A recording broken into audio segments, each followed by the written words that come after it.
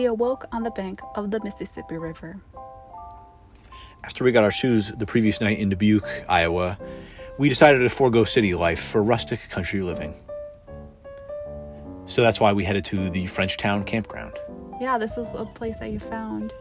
Right, I just found it on the internet, just looked up free campsites in Iowa, and this is on there. It's near Guttenberg, Iowa. It was so rustic, I almost stepped on a snapping turtle while I was walking out from my morning constitutional. Yeah, who knew it was so beautiful? I remember we got there really late at night. It was completely dark. Yeah, it's pitch black. There's a lot of bugs. A lot of bugs, yes. But in the morning, we woke up to this great view. It was really cool. Yeah. And I really did almost step on a snapping turtle. That kind of scared me. And then a train went by. That was the other event of the morning. Oh, yeah. And then some guy showed up with his dog. That was the third event of the morning. Oh, yeah. I forgot about that. Yeah, I was afraid of that dog, too. I remember he just suddenly ran up towards us. I'm like, what the heck? Yeah, it was maybe like a Great Dane or something like that. He was just taking him out for a walk, I guess. He was in his truck. It was really funny. Yeah, it surprised me because I thought this was pretty much deserted or like it was, I don't know. It was really out of the way. Right. Then we headed into the town of Guttenberg. It had really nice old buildings and a great park on the side of the Mississippi River. And when we saw the visitor center, it had German flags and it said Willkommen. So we knew we had to explore the place a little more. And the short history is that the first people to the area were French fur trappers and stuff like that.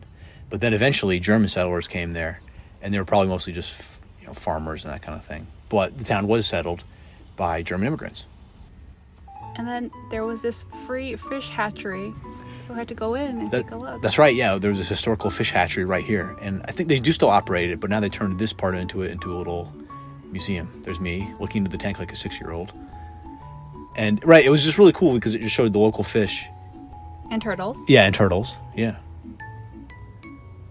Yeah, but who knew that all these fish are, like, in the Mississippi River, like, just different parts of the Mississippi River? Right. Well, I guess the key is there's so many, as it says there at their main channel, there's so many different environments or habitats in the river. But it was really cool to see all those fish. Yeah, fish that I've never seen before. Like, that's a lump sucker. Yeah, big lips. That's a gar. That's a catfish on the left. I like catfish. There's another gar. That's some kind of carp. And yeah, there was just art and stuff everywhere. That was cool. Yeah. And we pretty much just spent the day at this park. I think there was outlets there, so we kind of just plugged in. I was doing some classwork, and you were editing. We were watching a barges come up and down the river all day. It was cool. But the only thing that day, I think I got up to 90. It was so hot. Yeah, it was so hot. Even poor Popo came out of his house. He was sweltering in there. Yeah, I can't believe 90s. It's just that hot.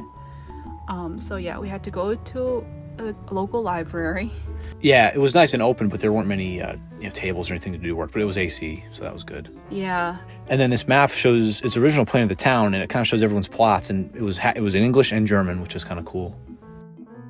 Here is the Guttenberg Bible and the statue of Johannes Guttenberg that the town was named after of. We spoke to a librarian about sort of the history of the town, and then she recommended that we go to the Amana Colonies, it was a place settled by religious pilgrims, I guess, from Germany, and that's where we went the next day. And afterwards, we had our dinner. Yeah, it's a deconstructed chicken pot pie, or just some sort of chicken stew. It was good. There's me ladling out a hefty portion. Yeah, it was a good day. I liked that place a lot. Yeah, good memories.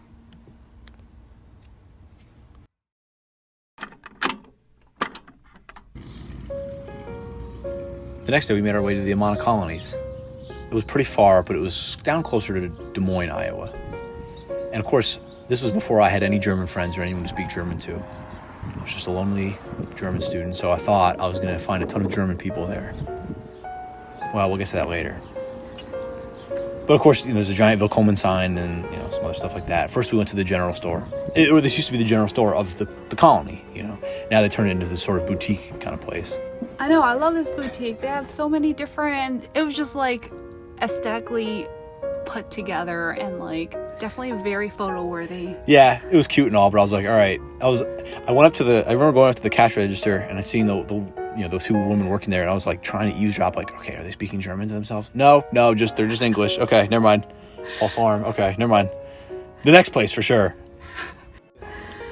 But we did go to this really good restaurant. Yeah, the Ronneburg Restaurant. Yeah, it was a buffet style, pretty much. Well, family style, which means style. you could just order something and get it, or family style is you get side dishes and you can order. It's basically bottomless refills. Oh, yeah, bottomless refills. That's what I meant. So right, there was bread, potato salad, beets, green beans. Yeah, they had everything. It was amazing. It was tremendous. Yeah, we had so much to eat. Yeah, and it was all really delicious food. You got beef rouladen. Rouladen, yes. I got Jägerschnitzel, which is breaded pork cutlet. We ordered, I don't know how many times we made that poor lady go back for refills. And then against my better judgment, I ordered some strawberry rhubarb pie because it was the rhubarb festival in the village. Yeah. And that really pushed me over my limit. I was just stuffed to the gills. Now we're going to explore more of the town. Right, so here's the old Holzwerk, or the furniture shop, or the Schreinerei, I guess is the more accurate term. Right, so yeah, this is their showroom. I mean, you can buy all this, of course it's all for sale. And this is this beautiful, beautiful furniture. Yes, very beautiful.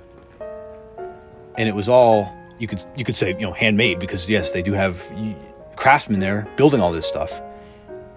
And things like this were so neat. I mean, that leaf with the drawers, a wheat, I guess, with the drawers, that was so cool. They had beds, they had drawers and tables.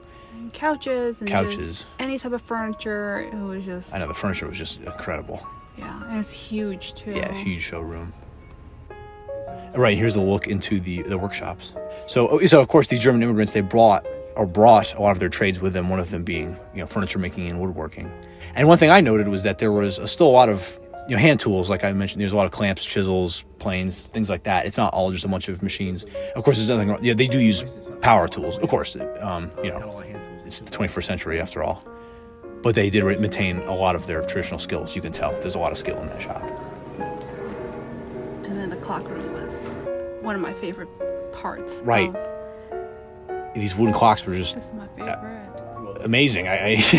So, I mean, from these simple, kind of understated ones to these... I don't want to call it a monstrosity, because I really love them. They're beautiful. Just look what this thing can do.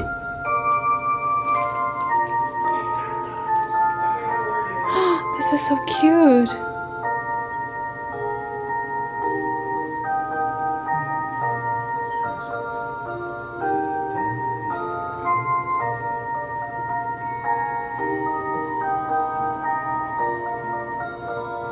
Craziest clock I've ever seen, spinning and all that.